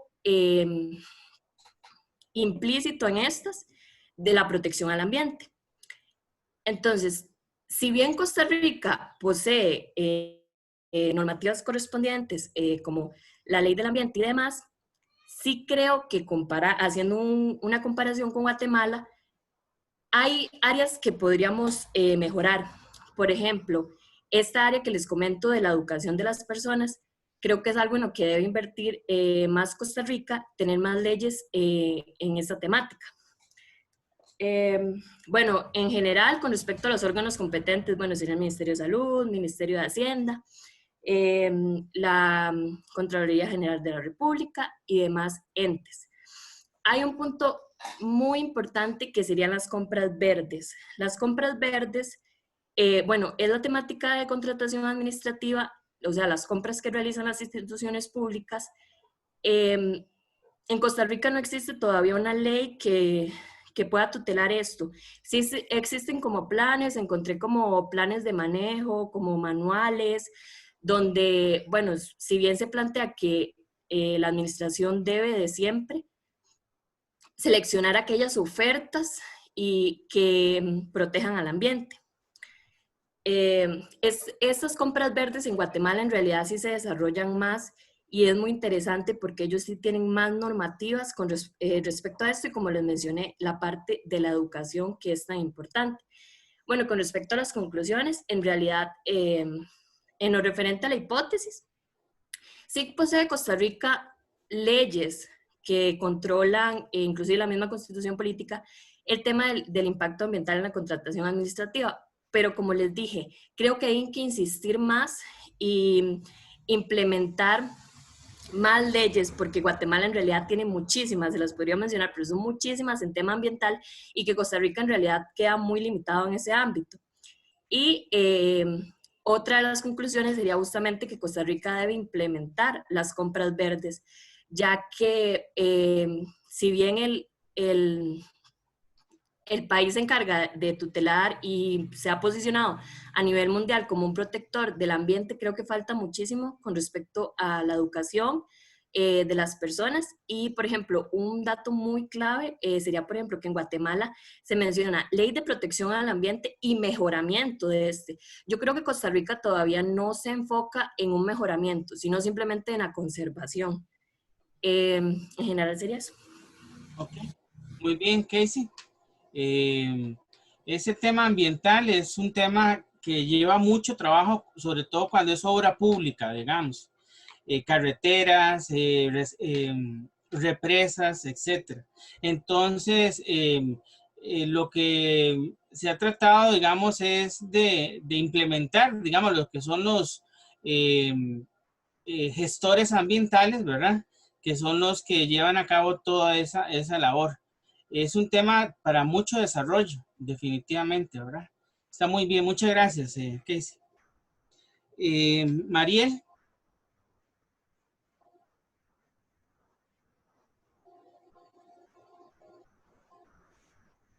Listo. Listo. Buenas tardes. A mí el tema que me correspondió investigar fue sobre la contaminación de ríos, haciendo un análisis de jurisprudencia administrativa y constitucional. En cuanto al problema de investigación que se planteó, lo que puse fue que si existen en nuestro país normativas, instituciones o planes que se encarguen de prevenir efectivamente la contaminación hídrica, especialmente en los ríos, así como el tratamiento de los ríos ya contaminados. Como metodología, se utilizó lo que era el método deductivo, partiendo de premisas generales sobre el tema para llegar a una conclusión específica que pudiera responder lo que se planteó en la hipótesis, en el problema. Asimismo, se utilizó, bueno, método documental, utilizando fuentes bibliográficas, artículos de noticias y demás. Como objetivo general, se tuvo analizar los instrumentos existentes en nuestro país para tratar la problemática de la contaminación de ríos y diferentes propuestas para prevenirlo, así como estudiar los principales pronunciamientos que se han dado sobre el tema en las distintas salas. Ahora bien, para empezar con el tema en sí, bueno, sabemos que el agua es un recurso que es vital tanto para el ser humano como para el planeta, para su funcionamiento y desarrollo. Es por esto que la sala ha considerado a este bien como fundamental, derivándolo de lo que son los derechos fundamentales de la salud, la vida, como un ambiente sano, entre otros. Hay bastantes instituciones a nivel de Costa Rica que hacen también un poco complejo esa organización, porque se le ha dado a bastantes instituciones competencias o funciones relacionadas con con el recurso hídrico. Tenemos lo que es el Instituto de Acueductos y Alcantarillados, que principalmente lo que se encarga es la distribución del agua potable o fiscalización de ese tema. El ICE es más que todo la generación de energía hidroeléctrica. Tenemos lo que es el SENARA, que está encargado del riego, investigación y protección del agua y tiene un rol regulador. El ARECEP lo que hace con respecto a esta materia es poner las tarifas de los servicios públicos que brindan lo que es agua. El MINAE, bueno, es el ministerio y es como la cabeza, por decirlo así, es el ente rector y regula lo que son todas las instituciones que tienen que ver con la cuestión del agua. El Ministerio de Salud, acá también controla lo que es la contaminación del agua y la calidad que llega a la población. En cuanto a la Contraloría General de la República, esto tiene más que todo una función de que fiscaliza lo que es el ARECEP, la IA, el MINAE, el Ministerio de Salud. Y la empresa de servicios públicos de Heredia también tiene parte en esto. En cuanto al marco normativo, referente a lo que es el agua en Costa Rica, porque es importante mencionarlo por la contaminación, principalmente tenemos lo que es el artículo 50, que es el que regula el derecho a un ambiente sano y equilibrado. Se supone que la principal normativa es la ley de aguas acá en Costa Rica. Sin embargo, es una ley bastante antigua, es de 1942, por lo que presenta algunas deficiencias o cosas que tal vez ya no están tan acorde a lo que son las necesidades de hoy en día.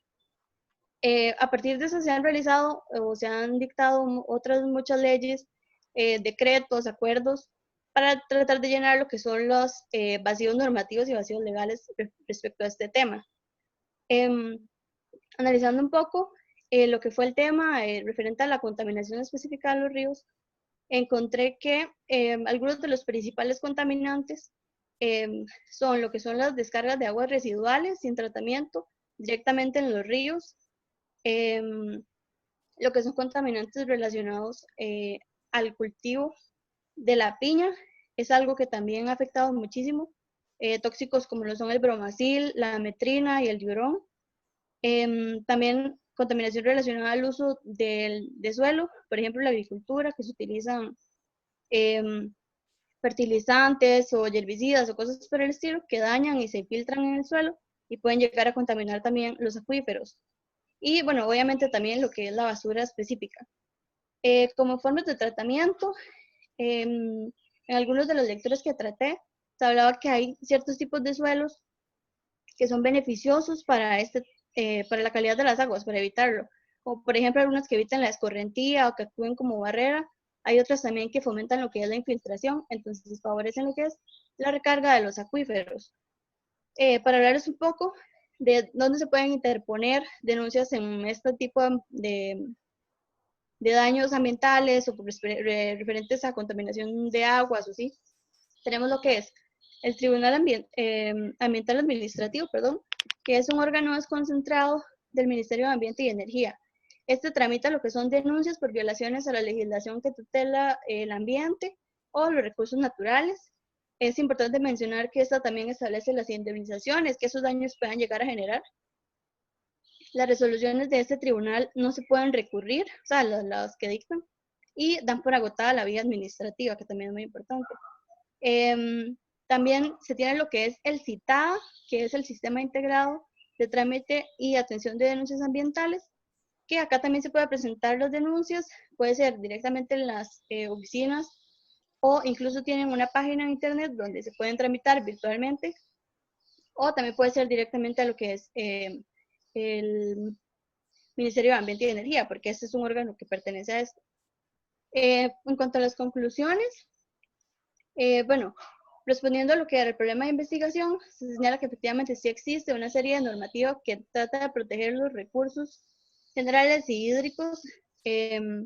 No obstante, bueno, no se encuentran, como se notó, en una sola, unificadas en un solo código, sino que están como desperdigados por un montón de acuerdos, decretos y cosas por el estilo. También, bueno, se han intentado, eso refleja que por lo menos se ha intentado regular un poco lo que es esta problemática, sin embargo todavía hacen falta muchísimos esfuerzos para poder regular las necesidades que están existentes hoy en día respecto a esta materia, perdón. Y en Costa Rica, al existir tan amplia variedad de instituciones encargadas y con competencias en esta materia de agua, eso puede generar que se den choques o contradicciones o duplicidad de funciones en lo que son las mismas instituciones.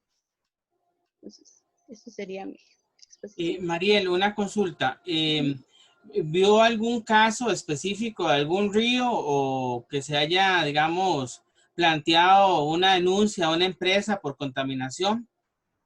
Uno de los casos que vi fue en la zona norte con respecto a una piñera en el que bueno, unas personas particulares denunciaron, creo que este fue frente al CITADA, si no me equivoco. Y fue donde se encontraron todos estos residuos de bromacil, ametrina, diurón. Y aquí es importante mencionar que el bromacil ya está, eso creo que fue un caso del 2018, si no me equivoco. Y desde el 2017, este producto está prohibido la importación y lo que es el uso en Costa Rica. Entonces también era interesante ver eso, que o sea, estas empresas no hacen caso y siguen utilizando este tipo de cuestiones. Entonces ahí lo que se estaba tramitando era que se pagara una indemnización por el daño que se estaba causando. Ok, perfecto, muy bien. Gracias, Mariel. Bueno, Ignacio, vamos a seguir con usted, pero usted tiene la grabación de Dunier. Sí, yo tengo la grabación de Dunier y para compartirla y reproducirla, necesito que usted me haga anfitrión, por favor. Ok. Vamos a ver.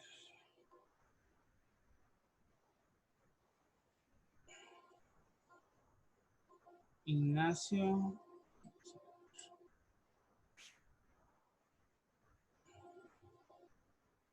Ajá.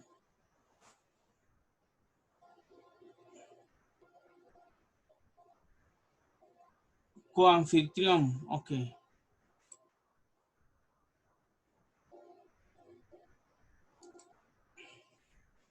Listo. Listo. Bien, voy a compartirlo aquí.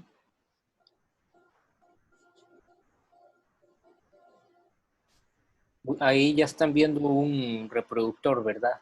Sí, señor. Muy bien. Bueno, compañeros, sigue la exposición de Dunier, que el compañero Dunier tenía preparado un video, pero tuvo problemas al enviármelo porque pesaba casi 900 megas. Entonces, finalmente él tuvo que compartirme la grabación de su exposición. Voy a reproducirla. Buenas tardes, compañeros y profesor. Bueno, el tema sobre el que yo les voy a hablar es la responsabilidad penal de los funcionarios públicos, tipos penales y el análisis desde la jurisprudencia, así como el derecho comparado con Argentina. Bueno, en cuanto a la hipótesis, se plantea que, bueno, aparentemente Costa Rica posee una gran fuerza en el control de las acciones de los funcionarios públicos. Esto se debe a que la regulación que tenemos es de amplia magnitud, refiriéndose a los tipos penales claramente. Además, las distintas leyes que nos respaldan tanto a nivel nacional como internacional han contribuido a un mejoramiento interno y externo de las actuaciones de estos funcionarios. Sin embargo, podemos observar que nuestro país se ha visto envuelto en varios conflictos por motivos del accionar de estos funcionarios que han actuado de manera negativa, poniendo a prueba la calidad y la efectividad de nuestro sistema, la cual se ha observado un poco deficiente, no en el ámbito de las normas, sino más bien desde la aplicación de estas. Bueno, en cuanto al problema, eh, lo que planteo es la siguiente pregunta: ¿es la normativa interna costarricense apta para la resolución de los diferentes problemas que los funcionarios públicos suelen accionar? Además, ¿cómo está respaldada la actuación del Estado con la finalidad de castigar las actuaciones ilícitas de sus funcionarios públicos? ¿Y qué tan fuerte es en su función de brindar seguridad a la administración para así mantener la confianza de los administrados frente a problemas como la corrupción, el enriquecimiento ilícito, entre otros, y obligando a sus funcionarios a cumplir claramente con el deber de probidad? Y bueno, en cuanto al objetivo general, básicamente este es formular una composición escrita donde se tomen los elementos que principalmente articulan a nuestro sistema en la tutela de las actuaciones de los funcionarios públicos, así como los distintos tipos penales que se encuentran en las diferentes leyes y códigos, tanto nacionales como internacionales, que sirvan de referencia en nuestro ordenamiento, claramente. Bueno, de igual manera, se hará una comparación con la regulación que posee en materia de ordenamiento argentino en cuanto a este tema, y asimismo un análisis de un caso en el cual se plasme el tema en estudio, o sea, uno de estos delitos en la función pública. Bueno, en cuanto a la exposición como tal, es importante esclarecer algunos conceptos, que uno de estos es el de servidor público o funcionario público, que básicamente a partir del artículo 111 de la Ley General de Administración Pública tenemos que es servidor público la persona que presta servicios a la administración o a nombre y por cuenta de esta, como parte de su organización, en virtud de un acto válido y eficaz de investidura, como entera independencia del carácter imperativo, representativo, remunerado, permanente o público de la actividad respectiva. Bueno, por otra parte tenemos que, bueno, en cuanto al concepto de deber de probidad, básicamente lo que implica es la conducta que el funcionario debe adquirir, donde debe apegarse en todo momento a postulados como la transparencia, rendición de cuentas, honradez, rectitud, respeto, discrecionalidad, integridad, imparcialidad, espíritu de servicio, entre otros, con la finalidad de otorgar servicios de calidad a los administrados. De igual manera, el concepto de delitos funcionales básicamente son delitos que se cometen por medio de la función de estos funcionarios, de la función pública. Bueno, en cuanto al tema de legislación, tenemos como norma principal el Código Penal, que básicamente es el que establece mayormente los tipos penales, es el que los desarrolla más dentro de la legislación costarricense. De igual forma, este se ve acompañado con la ley contra la corrupción y el enriquecimiento ilícito en la función pública. Y además encontramos instrumentos internacionales como la Convención de las Naciones Unidas contra la Corrupción y la Convención Interamericana contra la Corrupción. Bueno, aquí podemos mencionar algunos tipos de delitos que se hablan en esta legislación. Por ejemplo, el prevaricato, que es la conducta de un funcionario que emite una resolución contraria a la ley, o sea, violando el principio de legalidad, pues este va en contra del ordenamiento.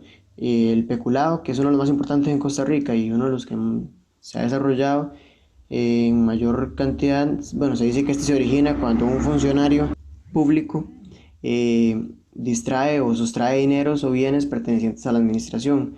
A modo de conclusión, perdón, bueno, tenemos que en cuanto a lo establecido en la hipótesis, se confirma que Costa Rica claramente posee un ámbito legislativo bastante grande, o sea, con mucha fuerza para el control de la responsabilidad penal de los funcionarios públicos, entendiéndose esto como que, por ejemplo, que nuestro país posee normas, lineamientos, reglas necesarias para un buen desempeño de su función pública, la cual no se encuentra sometida o viciada de los diferentes intereses propios.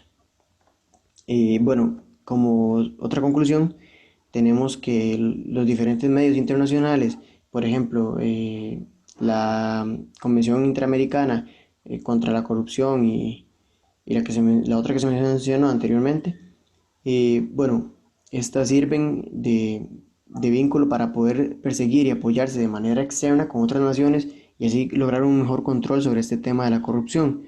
Del enriquecimiento ilícito y de los otros delitos que están dentro de estos calificados sobre la función pública. Y además, estos instrumentos internacionales han servido para que nuestro país pueda obtener un mejor regulamiento interno, pues se utiliza para realizar cambios dentro de la normativa costarricense.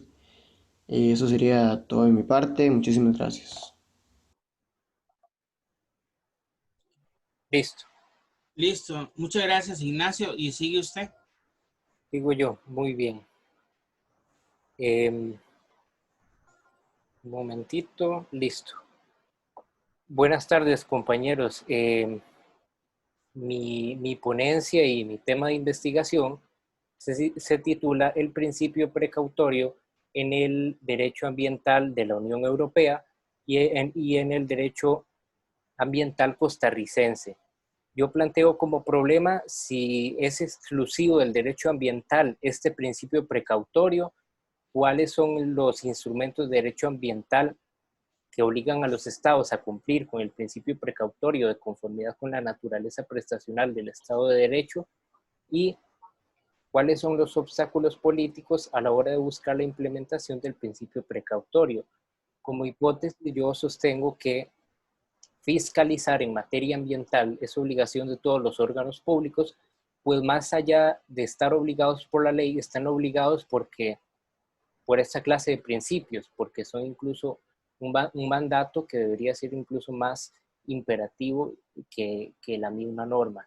Y siendo Costa Rica un país que goza de tantos recursos naturales y gran porcentaje de la biodiversidad, es importante darse cuenta de la responsabilidad social que hay que asumir como sociedad para otorgar al medio ambiente un desarrollo integral, simultáneo y sostenible.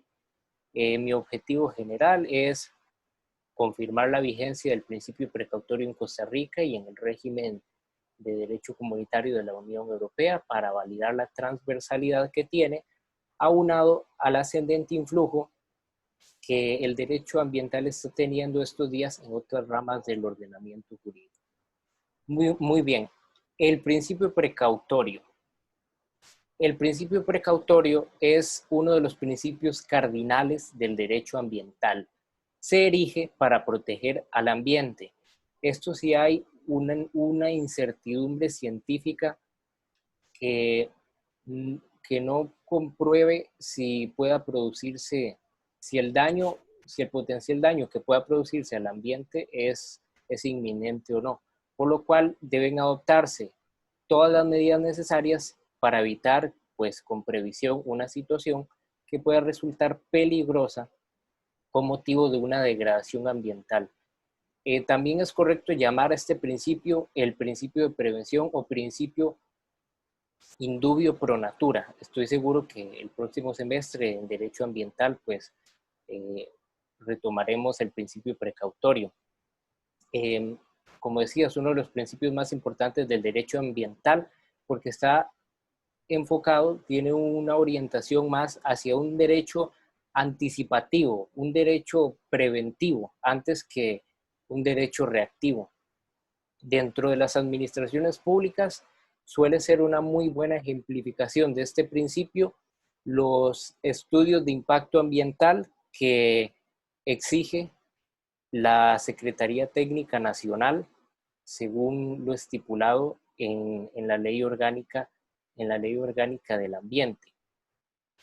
Yo vinculo este principio y la importancia de que invariablemente siempre se aplique con la prevención de grandes catástrofes ambientales o degradaciones progresivas del medio ambiente, o puede ser la generación de condiciones que a muchas personas las hagan migrar o ser refugiados ambientales, donde yo rescato pues las palabras del jurista francés Michel Prieur, que si lo recordarán, pues escuchamos sus palabras en el conversatorio que organizó el profesor Córdoba con Rafael González Bayar y el ingeniero Christophe Bastán y Michel Prieur, y recuerdo que él señaló lo siguiente: falta de haber adoptado medidas de mitigación son algunas de las consecuencias de la incapacidad de los estados de medir y conocer apropiadamente cuáles son los aspectos específicos de una ley que no se están cumpliendo como se deben. Una demostración de la naturaleza colectiva de la protección al ambiente en el derecho que Michel Prieur señalaba en el conversatorio fue la mención de que los primeros instrumentos mundiales en política ambiental fueron instrumentos precisamente internacionales, no locales.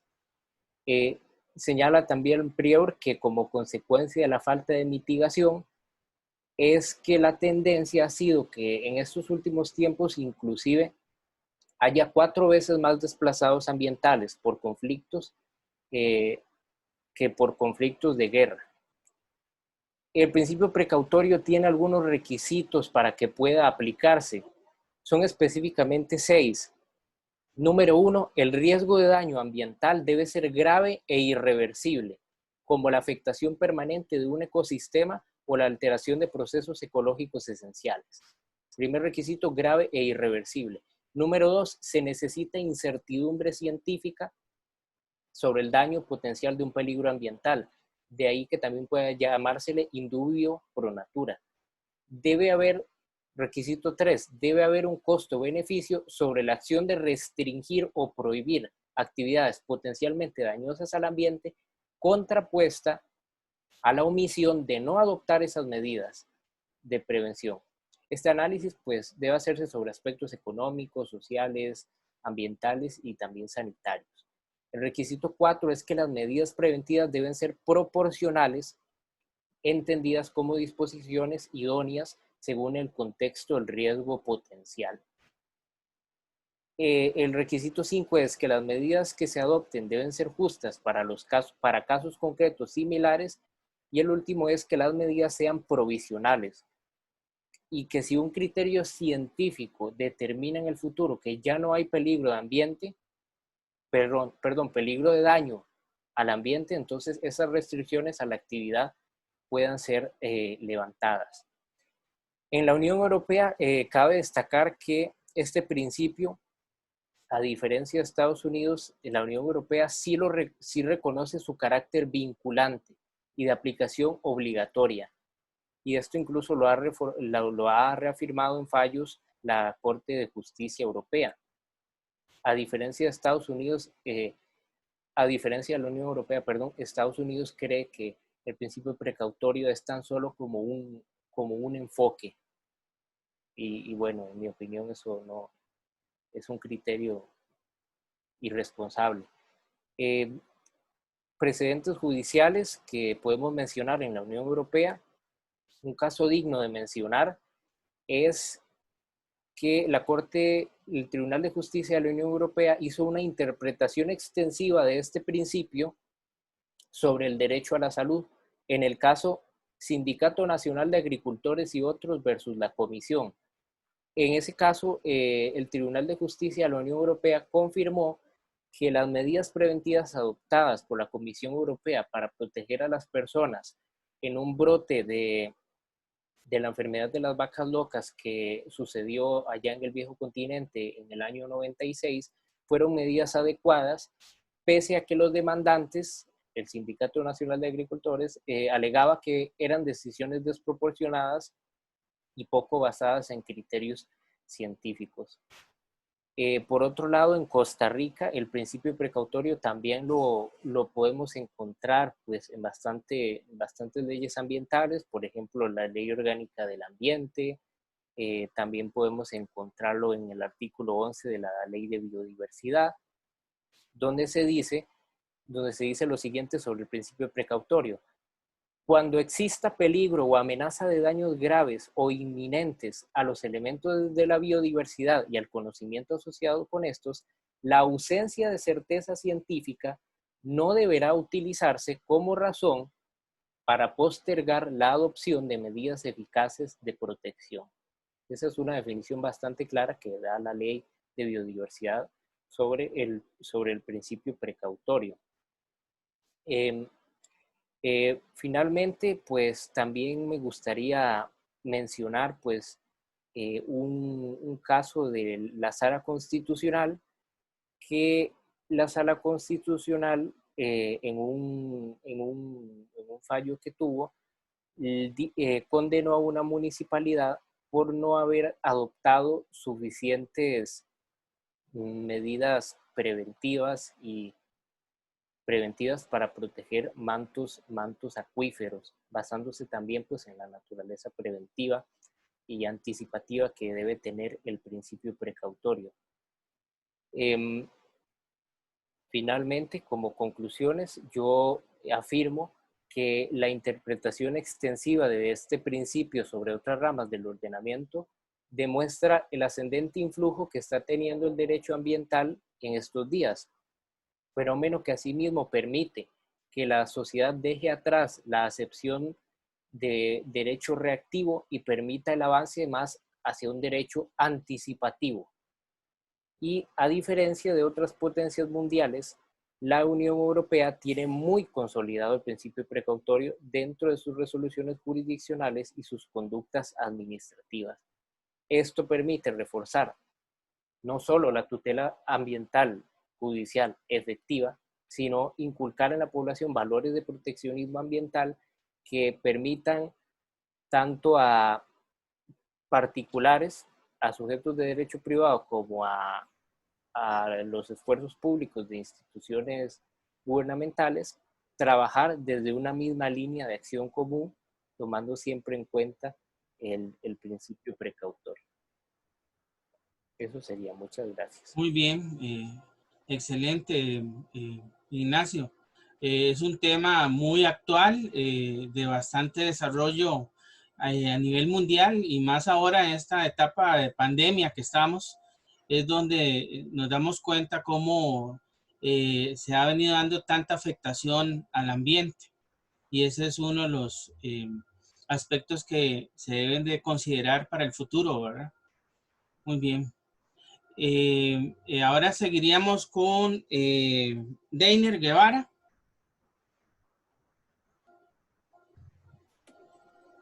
Buenas tardes, compañeros, profesor. Buenas tardes. Yo les voy a hablar del dominio público arqueológico.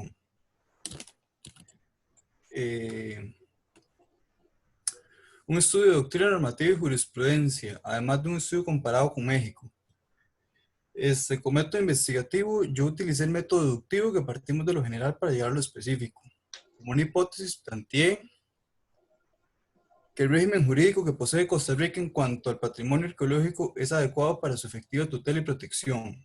Como problema, lo planteo en forma de pregunta, y es: con la incorporación del patrimonio arqueológico al dominio público costarricense, ¿se hace una correcta protección de este?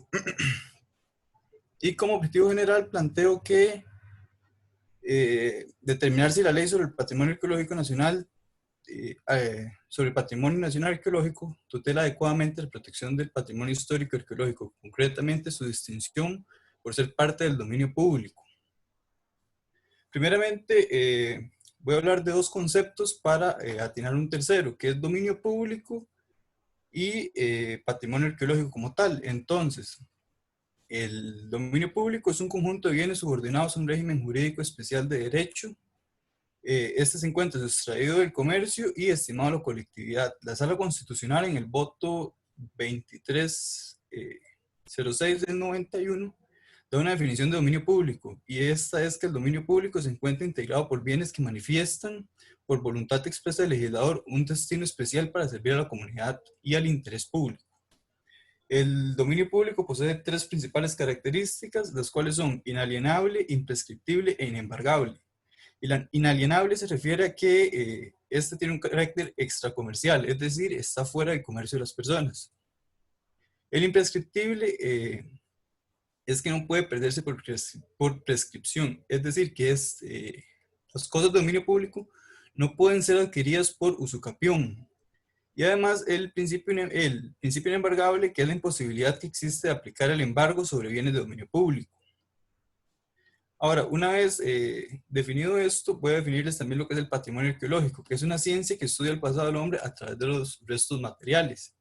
En este mismo sentido, Costa Rica posee una ley sobre patrimonio nacional arqueológico, la 6703, y en el artículo 1 establece que constituyen, leo textualmente, constituyen patrimonio nacional arqueológico los muebles producto de las culturas indígenas anteriores o contemporáneas al establecimiento de la cultura hispánica en el territorio nacional, así como los restos humanos, flora y fauna relacionados con estas culturas. El artículo 3 de esta misma ley establece que estos bienes van a ser de carácter público, estableciendo que son propiedad del Estado todos los objetos arqueológicos que sean descubiertos en cualquier forma encontrados a partir de la vigencia de esta ley, así como poseídos por particulares después de la vigencia de la ley número 7 del 6 de octubre de 1938, cuando estos no hayan cumplido con los requisitos exigidos de la ley. Ya casi les hablo de esa ley la ley número 7 del 6 de octubre de 1938.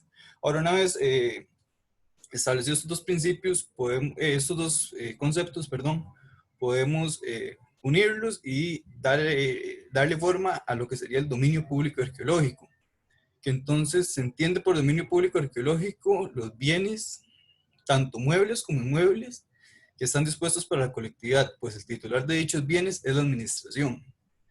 Ahora sí, Costa Rica posee una ley específica para la tutela de dichos bienes arqueológicos y esta es la reforma de la ley número 7 del 6 de octubre de 1938, y la nueva ley es dictada el 28 de diciembre de 1981 para rellenar los vacíos legales que poseía la antigua ley, es decir, la de 1938. Esta en realidad es una ley muy completa, está establecida por 39 artículos en donde trata el manejo, la posesión, cuando se encuentran los bienes, y además sanciones si no se cumplen las disposiciones establecidas de estas. Ahora, con dicha ley, yo realicé un estudio comparado con México, que tiene una ley específica también sobre los monumentos arqueológicos, que esta es la ley sobre monumentos y zonas arqueológicas, artísticas e históricas de 1972. Esas dos leyes tienen diversas similitudes, diversas diferencias, pero la más marcada es que la ley costarricense únicamente regula los bienes arqueológicos, mientras que la mexicana posee más bienes históricos, como los artísticos y los arqueológicos. Durante el desarrollo de la investigación encontré que México en realidad no posee una superioridad mayor a la costarricense en cuanto a esta legislación. Sin embargo, España, mediante la ley de Patrimonio Histórico Español, posee un mayor desarrollo normativo para tutelar los bienes arqueológicos, y abarca más supuestos que la ley mexicana y la costarricense. Además, esta ley mexicana es bastante confusa al determinar en el artículo 22 que los bienes arqueológicos pueden ser de dominio privado. Eso en diferencia a la costarricense, que en el artículo 3 establece que serán únicamente propiedad del Estado. Pero, sin embargo, esta ley de México en el artículo 27 determina que los monumentos arqueológicos son de la nación. Entonces ahí podríamos caer en una contradicción. ¿Cuándo son de dominio privado y cuándo son de administración? Entonces, la diferencia es que cuando los bienes son declarados monumentos, entonces esos pasan a ser parte de la administración. Y en este mismo artículo le da las características, el artículo 27 le da las características del dominio público, que son inembargables, inalienables e imprescriptibles. Además, yo realicé el análisis de un caso para darle forma a mi hipótesis y confirmarla o negarla.